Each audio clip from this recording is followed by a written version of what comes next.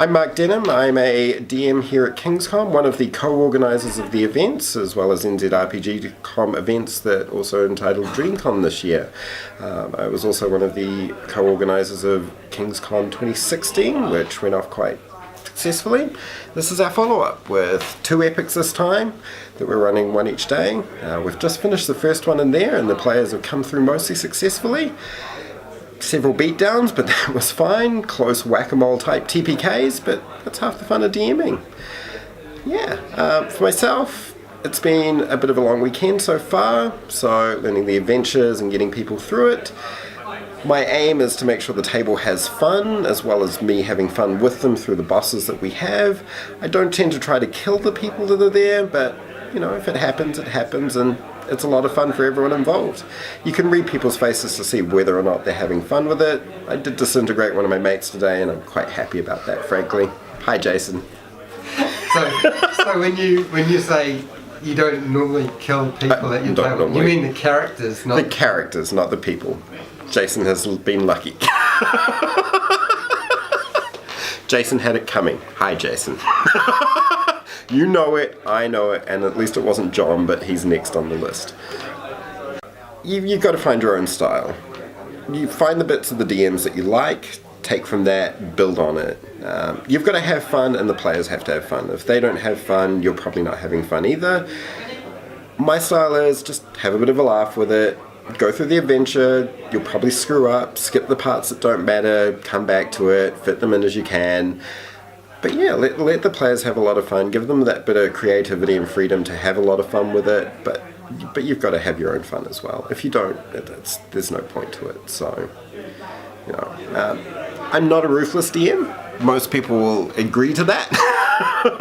Today may be an exception, as I kept whacking people down at 1 health point, but didn't end up taking any extra hits on them to kill them, so, you know, they should be happy about that. I do know DMs that'll go straight up for the kill on that, but yeah, that's their prerogative. I don't find that fun, but hey, everyone's different as far as that goes. Both playing and DMing, it's rewarding from a people point of view. There's a psychological aspect to it where you're imparting a gift to someone else, you're giving fun as well as taking fun out of it, and yeah, just that can be very rewarding at the end of the day. Putting on a convention like this with the numbers that we've got coming through and seeing this many people walk out of it with a smile on their face, giving them something to talk about, it's a huge reward. Yeah, we have a long time habit of going back and forth on characters like this, but honestly, just characters are fun, and the whole social aspect of it is just another part that you get to catch up with some of your mates that you normally don't get to catch up with, and you can have a ball doing it, and you get to play a game at the same time, so win-win. And you eat food, and you hang around a cafe, or you hang around a game shop, and you try not to buy all the stuff that's just come out, but that doesn't generally happen either, so yeah. As a long-time miniature and map user who bought the felt tips, bought the giant game map that's wipeable and is probably the biggest pain in the ass to ever carry around, as well as the foldable paper ones that then become a pain in the ass because the creases rip the plastic off and then the felt tip gets in it and then you only get squares like this, I have given up. I don't like miniatures spatially. I have a spatial mind. I can picture everything that's happening. Unfortunately, players can't read my mind. So a lot like IT and tech support, I wish they could, but they can't. But theatre of the mind, if you explain it well enough, most people are willing to grasp it. It's only when they have to deal with the distances involved that it becomes a real problem, or there's a giant-sized battle. Generally, a giant-sized battle is something that you need a battle map for and that you need to put miniatures down for regardless. If you don't have the miniatures, you can use things like blood counters from card games, or even just the felts to outline circles on the maps, but generally the bigger things do need it. That being said, if you can describe a big battle well enough, I don't think you need it either. So, Dungeons & Dragons and Lego. This is something that's been pasted about in the net because Warhammer has also had Lego variants where people have used the Lego minifigures with certain weapons or attachments to simulate war games. Dungeons & Dragons and Lego is much the same way. People have been building dungeons with dragons so they can actually make full-scale dungeons, have the minifigures run through it, and use that in place of running it with minis. Having said that, they're about the same scale as a mini, you just have to put more work into building it. Myself, I'm a Lego fan. I'd probably get more enjoyment just out of the building it and probably spend less time planning my sessions. which to be fair I don't plan that well now, so I jump into them and just have a ball with them. Another reason why I also like the rule of cool and other things like that, because typically you can jump into a session, and most DMs are probably going to hate me for this, for zero prep, read a couple of sentences and just have a ball for about 3 hours.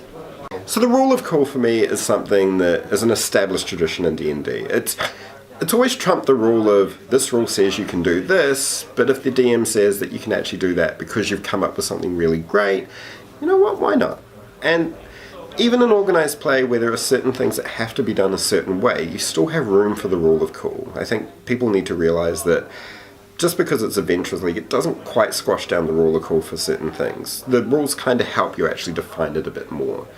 But rule of cool is certainly something that has to keep going, because the players are rewarded by it. They feel like they've accomplished something. As a DM, something might happen that you just don't expect. It can give you more avenues to go down. It can give you better story arcs to go through. It can give you more choices that you just never thought were there, because if you're running a module or a paper-based thing, typically there's one outline path. The rule of cool typically opens up more paths for you to explore and have fun with. Oh yeah. I improvise a lot during my sessions because you generally get more moments out of it, and most D&D players will always remember moments. You don't remember the I rolled 2 6s on 2d6 and I got this rat dead. You remember stuff like you pulled off this heist by someone coming up with some ingenious plan that you would never expected, using the most useless spell in the game that everyone doesn't like Sacred Flame, or something else like that that just comes totally out of left field. And then you go with it, you riff it, and then you bring it back to what your story was, because typically if you go too far the other way, then the players have got you.